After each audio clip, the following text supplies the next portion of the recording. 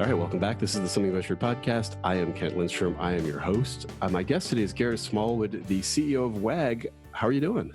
Good. Thanks for having me on, Ken. Thank you so much for doing this. By the way, congratulations. Last year, he became CEO of Wag, I'll call it the massive dog walking service. I'm sure it's more than that, and you'll tell me.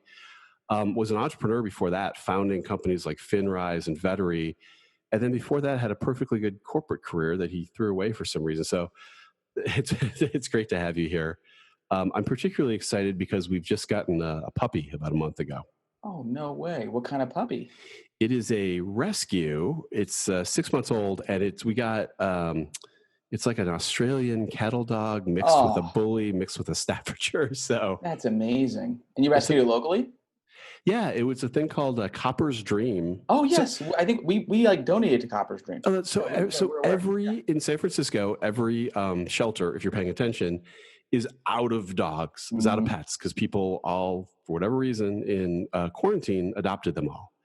And it was just this kind of miracle that we saw this dog. We're like, that's how it goes. That's the one. We went down and we got it. And so it's amazing what those services do. It's incredible. It's like literally unbelievable. These people are like just the nicest, kindest people in the world. Yeah. And so it's, as you know, it's the most lovely experience. So how did you come to, so you start out your career, you're working at, things like Red Beacon, you're an executive, you were at Pillow after that. At what point do you kind of say, hey, I'm going to go start the most insane thing to do. I'm going to start a business from scratch. Yeah, what does Elon Musk say? It's like walking on glass while staring into the surface of the sun. But worse than that. Yeah, by far. So you're right. So I was lucky. I dropped out of college. Just for context, I'm from the Bay Area, so I feel really lucky just to be here, like in the epicenter of the kind of the valley. I don't think I'd had this opportunity otherwise. And I joined Red Beacon really early on. There was 3 founders at Red Beacon: Yaron, Aaron, and Ethan. Phenomenal people, and A-Rod ended up being the CEO, and I just learned a ton from them. I always knew kind of I wanted to be an entrepreneur, but I think a lot of entrepreneurs make the mistake of jumping in too early. And the advice I got was like, take your time and learn. Better to jump on a rocket ship. And how did you always know? Were you like running a lemonade stand when you were 10, or were you like reading about Bill Gates and Andrew Carnegie, or like what was it that kind of made you feel that? I don't have some fun childhood story, unfortunately. I wish I did. Like, it'd make the whole thing easier. But I would just say, like, I'm always unhappy when companies get too big or when they move too slow. Like, I devolve. Like, I just become like really unhappy. And the 0 to 1's my favorite. Kind of is like and that's the opposite of a lot of people. So I like love the chaos. Like, my life is kind of full of chaos. Like, we just had a baby 8 months ago. We also at the same time remodeled the house. I also took over as CEO. Like, all these things kind of happened at once, and it was like the best. Yep. I think just embracing that chaos is just great.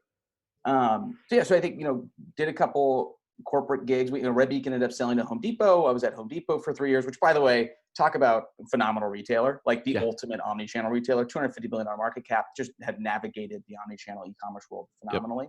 And then went to Pillow with Sean and Justin, learned a ton there, and then finally left and started a pet care financing company. And spent time with NFX. I'm sure you're familiar with like James Courier and Pete Flynn and Gigi. Got to get this. I was at Wag Labs with James Courier and Stan Chudnovsky. Oh, that's amazing. They're like cool people. And Stanley, like that guy. Oh my gosh, it's crazy. Stan Chudnovsky, fantastic engineering leader. He happens to be running Messenger for Facebook now. Yeah, he's like the guy. Yeah, exactly. Didn't he create I think someone told me that he was the person who figured out how to do like email invites while they were at Tickle. Like, he's the guy who like pioneered that whole thing. There was a group of people. Certainly Jonathan Abrams was one, Michael Birch was another, and Stan Chudnovsky was one of them, all kind of trading ideas. Darius Contractor was another guy.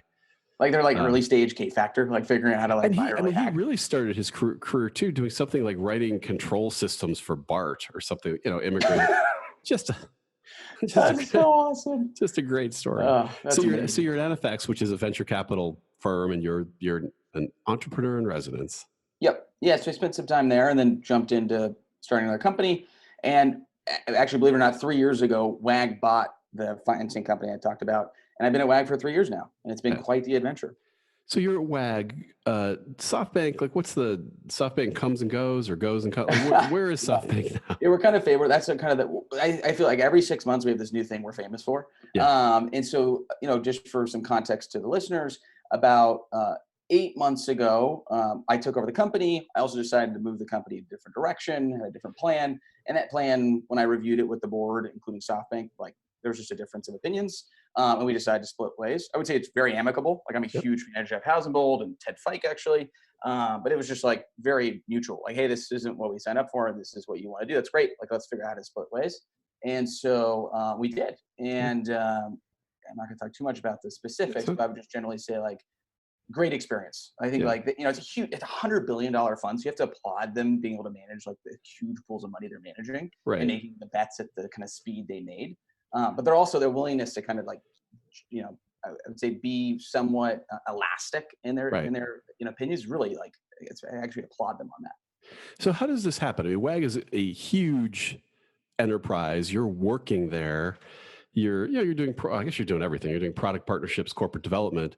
But how does it happen that you become CEO? Does the board call you up one day and go, "Hey, kid, it's your big break," or was it a lot? How'd that happen? Yeah. So I would just take a step back. WAG is first and foremost like a product company, right? For those who don't know, we're in 50 states, 4,600 cities. We are the #1 on-demand dog walking service, which some people laugh at, but it's a real thing. It's a multi-billion-dollar industry. We now also offer sitting, boarding, drop-ins, training. We expanded to vet care recently. Like you name it, we're your dog's partner. We help like tens of thousands of people a day. This is a pretty big business. And but we had a new CEO join about 2 years ago, Hillary Schneider. She joined from LifeLock. She was at Yahoo before that, just an incredibly seasoned, experienced operator. And she brought a really solid foundation to the business. I think she had this very like disciplined approach to building the business. And she spent about 2 years in the business and decided kind of like, look, this business now needs like, it's now foundationally strong. We look at things like contribution margin now. We're thoughtful about how we spend money. Like what's the next kind of timeline, and kudos to her. Like she worked really closely with me on thinking about what that meant. And between her and the board, I think they decided to run a process. I was part of that process and was pretty fortunate to end up with the role. That's fantastic. So you become CEO. What could go wrong? It's perfect. And then about a month and a half later, the COVID event hits. You're CEO of a company. One, you walk people's dogs. What was the impact on that? I would say this has been the most incredible, 8 months of my life. I think when I first took over, we decided, hey, this is no longer makes sense for our largest investor. We decided to, we had to tell that story and work through that, what that meant internally. That meant moving the company to the Bay Area from LA, and then downsizing the company by 80%. It meant really tireless nights. Like it was not a lot of fun. Yeah, that's rough. But the company's now in a great spot. And the reason we did that is we just believed the world would change in 2020. It's like this monster growth rounds and this growth at all costs, which was no longer a good thing. And I would generally say that being true. And then, 4 months later, COVID. And we're pretty lucky. We have Battery and General Catalyst and Acme Ventures on our board. And and actually some of them do have bets overseas, particularly China. And they kind of saw this coming. And they said, hey, we need to start being thoughtful about what this could mean for the US before anybody else was. Like, this is February. And so we started thinking about, okay, what is our plan A, B, C, D? We were fortunate. We haven't had to do layoffs. We haven't had to make any kind of drastic headcount decisions because we already did that. But we've had to be really thoughtful about how we manage the business on a market by market basis. Right. So you're right. We're an offline services company that is not, it's not COVID perfect. Like when you're at home, you don't necessarily need the dog walk as much. Yeah. Is that what happened? Did everyone call you up and say, we're not going to need your services? I can walk my dog myself? Or what's interesting is it varied by city. So, New York, obviously, that market's essentially, 90% down, except for essential workers. In places like the middle of Texas, that you would almost not see a change. They were like, oh, it's fine. Like we're gonna live with it. Right. And so what we ended up doing was really doubling down on we call them T2, T3 markets, and supporting those customers and saying, we're here for you. We're gonna make sure the caregivers know how to do socially distant services, that you can, arrange for that ahead of time, et cetera, et cetera. And those markets kind of serve as the bedrock for the rest of the business for the time being. Right. Have you seen the influence of the people adopting dogs? Oh my gosh, yeah. So our estimates are that pet adoption rates are up 6x in March, April. Yeah. And I will see how it goes in June. But this is just shelters clearing out. Yeah. Breeders are like 2-3 year wait lists. And it's exactly what you did. I'm sure you were at home. You're like, if there's never been a better time to get a dog, Yep. like now we're going to have all the time to spend with him or her. And we have all the time to train it. And so pet adoption rates are through the roof. Yeah. That's just crazy. So you take over. So now how does it affect your employees? You guys were coming into an office every day, I assume. And then one day, nope, like everyone stay home. How did that go for you guys? Pretty early. We our COO was our previous VP of People and Ops. He was at DoorDash, incredibly thoughtful person. He's like, look, we may as well move early on this. It's better to be early and get used to work from home than have to do it kind of abruptly and not be ready for it. So we did it like pretty early in March. And we over communicated with employees, helped them set up desks at home, made sure they had ergonomics. Like we did everything, and it's actually gone pretty well. I would say, look, everyone's different. Like everyone adapts to work from home differently. And some people, when their kids are pulled out of school, it makes it incredibly difficult. So what we've done is we've just been super understanding of people's schedules, super understanding of kind of like when they need and can't be working. And we do a ton of events. So we've been throwing like events every couple of days, things like game night or all hands or breakout rooms for a couple hours, people going to jump in and out of. I think that kind of maintains the camaraderie. Right. And what's your theory of the case on the long term of that? Well, I do think that I love that everyone's throwing Facebook and Spotify and Twitter as like, if they're doing it, everyone's going to do it. Like, guys, it's a recruiting effort, right? Like they're like, yeah, at some point you'll have to return back, but not this year. Right. Like it's never been easier now to recruit amazing talent. Yes. And like it's now they can pull it in wherever. So Shopify is doing this brilliantly. And I think most small companies will not be able to do that. I think a lot of startups benefit from being, close quarters, making things happen. Yeah. Might have a little bigger of an office, but people will return back. I think my bet is 80+% of companies will return back by October. Yeah, I think that's right. I think, people have said, well, working from home is going great for us. And you're like, yeah, it's going great because you're using up all the social capital you've built by being together in the office. But I just can't imagine, especially like younger people, that people just want to stay, or people with kids are like, yeah, no, I'm just not staying home forever. And the more cynical view is, if you think Facebook's going to build infrastructure that lets you work from, Boca and get paid $300,000 a year, that's not what they're going to do with that infrastructure. They're going to make you compete with 50 million people in India. So you might want to 100%. get back to San Francisco and make the case, that you need to be in the office. No, I totally agree. There's been this uprising recently we've been hearing of like, hey, you may as well start outsourcing development, right? Like you may as well start thinking if that's the way you're going to go. And we don't agree with that. We do have different development teams across the country and world. But ultimately, like the reason people are in Silicon Valley or the reason they're in New York is because of the network effect of people, right? So you're not just going to suddenly rip that out. Yeah. Well, you worked with James Carrier, and he's famously said some form, of course, more articulate coming from him. But if you're going to be living in a certain age, like be in Rome, if that's the time when Rome is the center of the universe. Like I'm sure interesting things are going on in Ireland, but be in Rome. It's the capital city.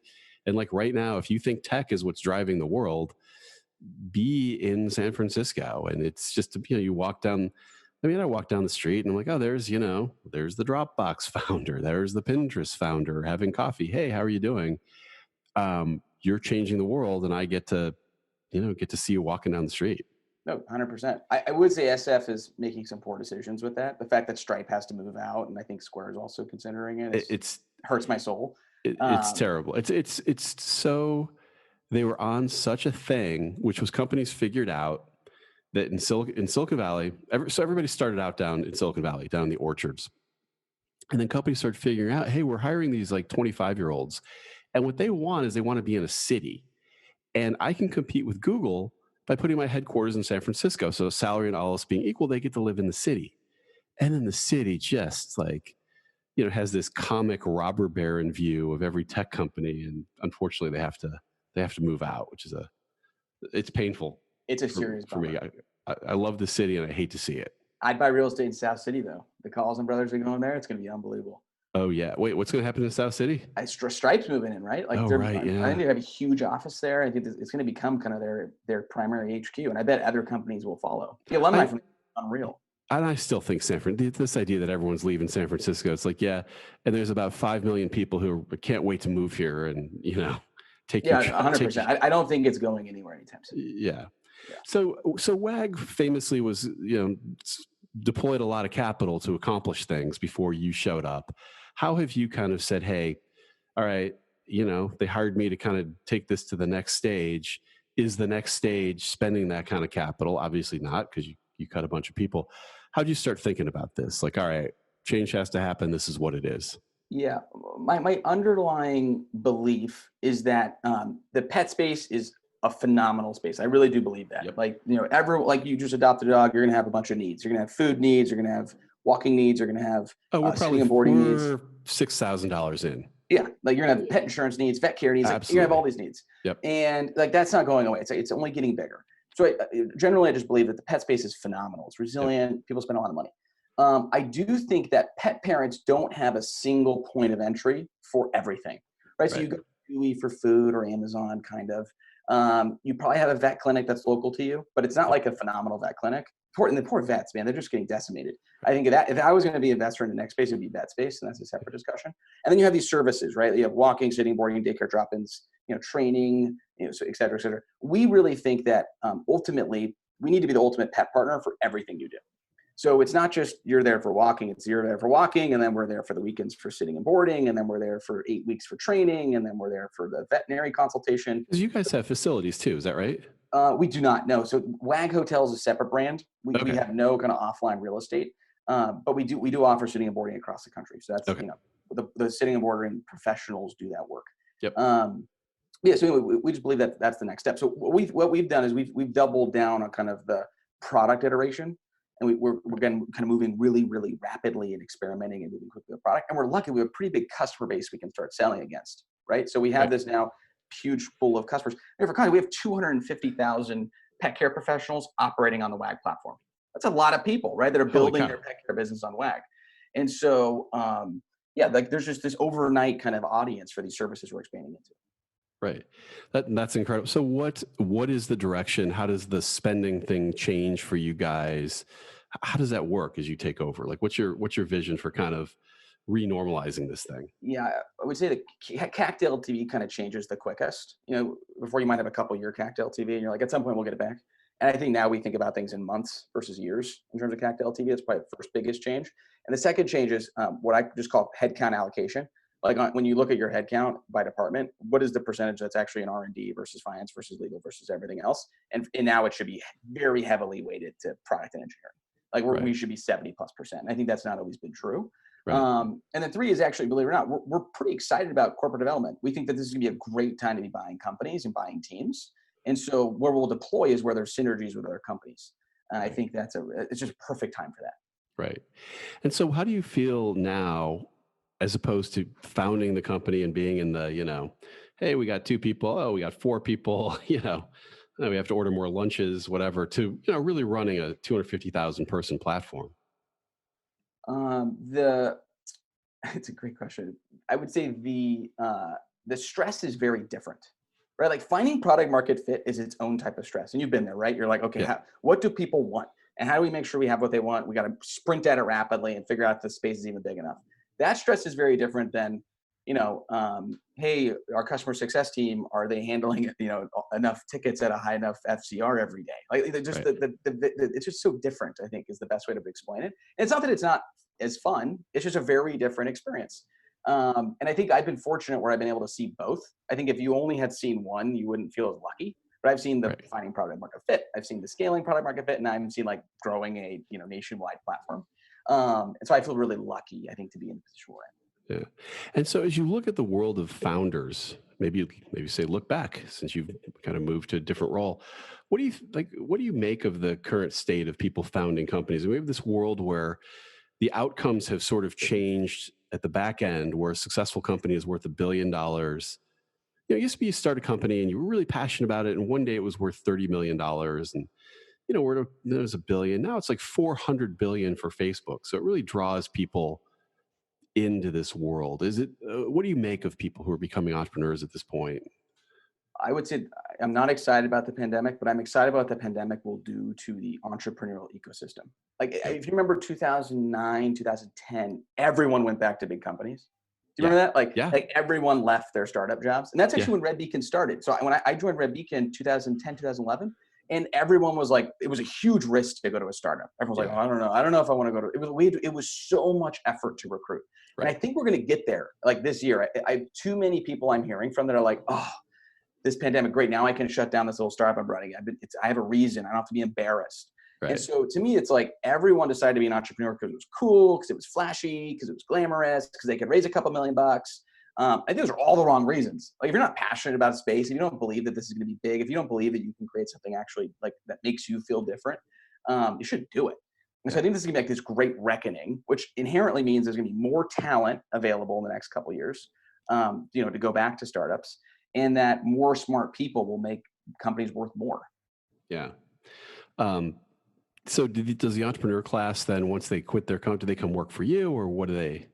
I mean, I think YC gets smaller, right? Like, Yeah. I mean, in fact, there's 120 companies in YC. Yeah. Like that to me is like a red flag. I'm like, is it like that's just you're at this point you're just like broadly reaching out, and it's nothing against YC. I just don't know how you can have 120 companies every class and think that that's Yeah. good. It has been weird lately. We've just been seeing things where you're just like that. What that's just such a like I shouldn't make fun of this. And one of these is going to be worth $1 trillion, and I'll be proven wrong. But these companies that you have a bunch of different SaaS services your companies pay for, and then this company comes along and they'll help you analyze all those things. SaaS for And, SaaS. yeah, and help you save money. You're like, perfectly fine idea. There's like hundreds of those. There's 100 of those, and people are working really hard on it. And you look at it, you're like, I'm not. Am I excited about that? Isn't that something that Visa's just going to offer as a side product? And yet, you look at the kind of energy that's going into it, and you just kind of go, "Gosh, that's so odd." As opposed to something where it's like a crazy idea, like Clubhouse has become popular lately, which is this audio thing where I can't really explain it, but you jack in and you can talk and you can kind of come and go, and it's cool. Who knows if that's going to work? But it's a big, crazy idea that you should work really hard on. Um, so I'm personally excited about seeing more things just like that than these sort of like thin layers on top of other 100%. layers of things. I think a lot of businesses that are venture funded shouldn't be right now. Yeah, That's my belief. I think these are all fine with businesses. Like it's fine to have a SaaS tool that analyzes your SaaS spend. Do you need to raise $25 million for that? Probably not. You could bootstrap it, figure out how to grow it, and then like run it for 10 years. I do think, Clubhouse is a great example. There's a company called Sleeper that's like a Slack for football team. I think that's like super fun. There's like businesses that you look at and you're like, well, I don't know, but it seems cool. It seems like it could be fun. Those are what we need more of. There's too many of these like SaaS for Y, SMB tool for X. Like these things are just not, they shouldn't be venture funded. yeah. I mean, the Zoom one is the one that we get all the time. Oh, it's gonna be Zoom for healthcare or something. You're like, well, what are the doctors doing now? It's like, oh, well, they're using Zoom. Like, well, okay. Where was all these Zoom investors like 5 years ago? Remember when like no one, like I was like, this is not defensible. It's not a space. No one's going to invest. Now it's like everyone's talking about Zoom. That's so crazy. I've had Dan Scheinman on the podcast, was the first angel investor and board member, and he couldn't get anybody to invest in the founder. The founder was in his 40s, which that's just insane. Even though the average entrepreneur is like 43, he kind of had an accent, and like everyone just turned their nose up at it. And in retrospect, it was always in retrospect, I was like, oh, I would have done it, which is total BS. But I look at that and I go, he was the head of like engineering, or a very key engineering guy at Cisco WebEx. And video calls clearly weren't awesome. So I'm surprised that he didn't get more traction. It's kind of like if the key engineer at Salesforce left, said I'm going to do a Salesforce killer. Yeah, it's a crowded space and whatever, but it's the guy from Salesforce. But the number of people who turn their nose up at Zoom and now have explanations for how the next Zoom is going to be this verticalized thing is. Oh, I love it. And remember Credit Karma too is my favorite one. Ken had a ton of trouble raising rounds early on. Like the dilution there was crazy. Then he sold it for billions, and everyone's like, of course that should have worked. It's like no, like the guy he made it work. He tried. That's real entrepreneurial journey. I hope he shares his journey more. Yeah, that's a real entrepreneur. Yeah, that is a great story. So the pet market is just incredible. I had Ryan Bethencourt on. He runs the Wild Earth vegan dog food company. We've talked. They're great. Yeah, and I think he actually went on. Oh, he's fantastic. He actually went on I think Shark Tank and Mark Cuban invested Oh, that's awesome. What a as a fun result. experience. That's But awesome. what do you make of the pet market? Just seems so. Here's a funny thing that happens in Silicon Valley, that you get all these sort of people right out of college, and their range of problems is finding music is one of them, playing sports and games is another one, and yet you have a whole world of like people who have diabetes or people who are trying to solve problems like getting their pet walked every day. So you see far fewer companies being started in these spaces. What do you make of the pet market as an opportunity? Like, where are we today in this? Because clearly, like, we've spent thousands of dollars already. We haven't even gotten into any serious healthcare issue yet. Thank God. The amount of money has just got to be, and we would spend any amount of money, to solve problems. That's the key point. You would literally spend almost any amount of money. Yeah, and I think there's two great points here. The first one is too many kids are coming out of college, really brilliant people, and being like, I need a better way to book at a restaurant. And you're like, I cannot get passionate about that. Like, we got to move on. And that's why my point earlier, they haven't really solved the real problem yet. Like, they need to go work at a couple companies and We realize haven't how had a big real problems problem are. yet. Right. Like, they need to go. They need to go to like a Square, right? Like, Yeah. see like how big things could be. Right. Your second point is, I do think that there's this whole generation of consumers who haven't shopped at a big box store or forgot that they used to shop at a big box store. Like, when I was a kid, we went to Petco, we went to PetSmart. Like, that's where we got the treats and the food and the toys and the grooming and the daycare and the boarding. And like, that's where everything happened. And there's this great unbundling happening, very similar to retail, right? Like, it's obviously not as big as a Walmart, but there is this great unbundling of these retail stores. And you have to remember, these guys have thousands of locations. They're across the country. They do the food and the daycare and the boarding and the grooming and everything else. And now consumers are like, oh, I still need those things, but where do I go? There's not this very clear brand yet, right? There's a lot of pet insurance companies. There's a couple dog walking services. There's a couple boarding. And I think what you're going to see is that there's going to be really someone nailing each vertical of the experience over the coming years. Right. So which verticals do you guys want to own? Well, obviously, we want to own anything out of home services or Yep. in-home services. So obviously, dog walking is 99% of the time an out-of-home service. A dog walker operating on the Wag platform comes to your house. They pick up your dog. They're out for 20, 30, or 60 minutes. They walk around your neighborhood. It's a phenomenal experience, by the way. Like, it's great. You get little notifications of your dog peeing, pooping, and it's just, you can follow along with the GPS. It's just great. That's Then super there's cool. the in-home services, which are like drop-ins. They check down the water. They maybe do a potty break. There's overnight boarding and sitting, and there's obviously daycare. The next foray for us is training. We've launched kind of 3 different training products. The first one's in-home training. So you can actually meet one-on-one with a trainer for 60-minute sessions. That's going phenomenally. It's our highest rated product we've launched. The second one is digital training. So you meet for 30 minutes over FaceTime. It's our own FaceTime product. We don't use FaceTime. We should use Zoom, actually. Yeah. And then the third training is just, you can talk to a trainer for free. You get free training advice directly with the trainer. It's awesome. Oh, go ahead. I was just going to ask, do you guys have a training does it work such that you have a training philosophy? Hey, this is how you do it. Or you're like, no, we connect you to a trainer, and some people think your dog should be meditating and some people think you should be disciplinarian, or what's the... Our general belief is that the gig economy is moving toward what I call the knowledge economy.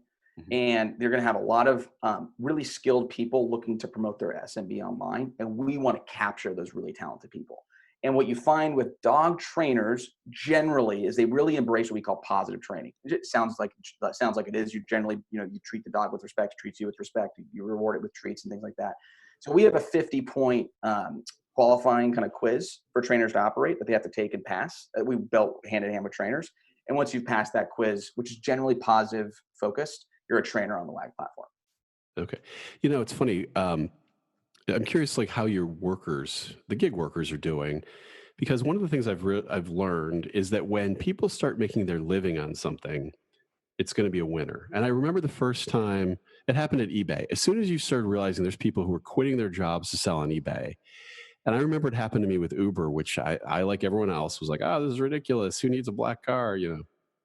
And I was in an Uber or Lyft, and the woman driving, I was asking what she did. And she's like, oh, I go to college and this is how I pay for it. Like, this is what I do. I'm like, oh, this is going to be big, because now every one of those guys now is an entrepreneur, and that energy is accruing to Uber and that energy is accruing to Lyft. So for you, obviously the dog walkers are people who wake up and go, I love walking dogs. I can get paid for this. But how are they doing? Are they building whole careers on this, side gigging it? What is their world? Yeah, taking a step back, this is by far, in my honest opinion, and if this is not from the CEO of Wag, the best gig job, right? Like the best. You get to set your own schedule. There's no automated assignment of gigs. You get to look at a job board, pick what jobs you want to do. You get paid a fixed fee. You know exactly what you're going to make ahead of time. It shows up in the job board. You're going to make X dollars for this exact service. You're outside getting exercise in a Yep. neighborhood in the middle of the day. So you're not driving for Uber on nights on Saturday and someone's going to throw up in your car. You're not delivering food for DoorDash on a Friday night. You get to literally go to someone's house, like your house, pick up your dog at 11 o'clock, walk it for an hour, and make $30. Like, Yeah. what an amazing gig. And so we have three types of gig, workers. The first one is what I call the semi-professional. They've always wanted to run a pet care business, and now they finally can. And they're doing it on Wag. And they've decided that's where they're going to make their money. And they might have some private clients on the side, but most of their business comes from Wag. The second one is, I have four sisters. One of my sisters is the perfect college kid gig worker. So she goes to UCSB, used to go to UCSB, and she walked for Wag between classes. She was like, look, I needed $26 for my dinner tonight, so I'm going to go walk two dogs. And then the third one is the retiree. We have a lot of retirees who are like, look, I want to get exercise. Like, I want to be outside, and I don't want to have my own dog. Like, they really want to spend time with a dog, but they don't want to, get one themselves. And so a non-insignificant percentage of the pet care professionals that operate on Wag are these kind of retirees who are just like, love getting exercise, love spending time with cute dogs. That's fantastic. So what is the future? That like, if you're connecting a market like that, and that's the thing that you discovered. Like, I bet as WAG got started and moved along, nobody thought retirees were going to be the people who were walking some of the dogs. Totally. I never would think that. What happens? By the way, what pets do you have? I mean, you have a kid. Does that preclude having a pet? I know, right? I have an 8-month-old daughter named Olivia. She's amazing. And I have a 6-year-old Schnauzer mix named Toby. Oh, very nice. He's the coolest little dog. We've been arguing, well, not arguing. We've been discussing getting another dog. I'm pretty excited about getting another dog. I think we really want like a doodle of some type, like a really active, fun doodle. But my wife wants like a little dog again. So, and we also don't want to disrupt Toby's life. So it's been a fun discussion. Oh man, I'm here to represent for big dogs. They're fantastic. Right? Although I totally understand getting two dogs. I'm not sure it's more work than one dog when you factor in them playing together. But yeah, it's like kids. Like they're going to spend time together, keep each other busy. It's great. So what happens next for WAG? Like, what's the big? You guys will come back to work at some point, or not come back to work, but come back to an office at some point. What do you see for the next couple of years as your big vision? Yeah, well, I think first we really like the idea of international markets. Like, it's very clearly a demand overseas that has not been well captured. So I think that's pretty exciting to us. Two is I really think the vet care experience is broken, right? Like there's no clear one medical for vet care. Like you go to the vet clinic, and again, these are doctors. Like these veterinarian is the single worst ROI profession. You go to school for 7 years, you make 96K a year on average, and you're basically a salesperson without any sort of sales tools. So I think just helping vets perform their services, we're really excited about. There's a lot of ways to do that. Telehealth tools, appointment scheduling tools. Like again, we have tens of thousands of pet parents signing up every week who tell us they're vets. We could connect them a lot better. There's probably opportunity there. And then three, I think, is just becoming more of like the peace of mind tool for you, right? So what happens when you get stressed out about your pet's health? What do? You Google stuff. Yeah. You call the vet, and then maybe you go to the vet's office. We'd like to be your partner for all those parts of the journey. Just because like that inherently means you're trusting WAG with your peace of mind. I think that then ties back into the vet piece and ties back into kind of this international product. Like just WAG being your peace of mind pet partner is really important. Yeah. Well, let me finish with it. So this is the biggest question I got as I talk to people. I'm talking to the WAG guy. Like, oh man, ask him this. What do you guys do with cats? Do you do anything with cats? We do. We service cats. I learned pretty early on that it's really important to have a beachhead when you start a company. And the beachhead was walking dogs. And that's now what we're famous for. I would say a non-insignificant percentage of our business is cats. A non-insignificant percentage of our business is actually recurring walks. So on average, our customer uses us 1.5 times a week.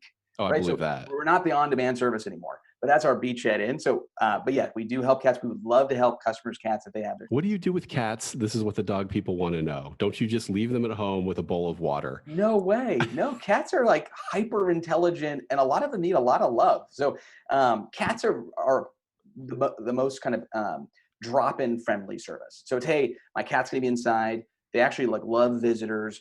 Come inside, take your shoes off, be quiet, approach the cat, check their water, play with them, bring their toys out. Oh, Like that's the cat experience that people want.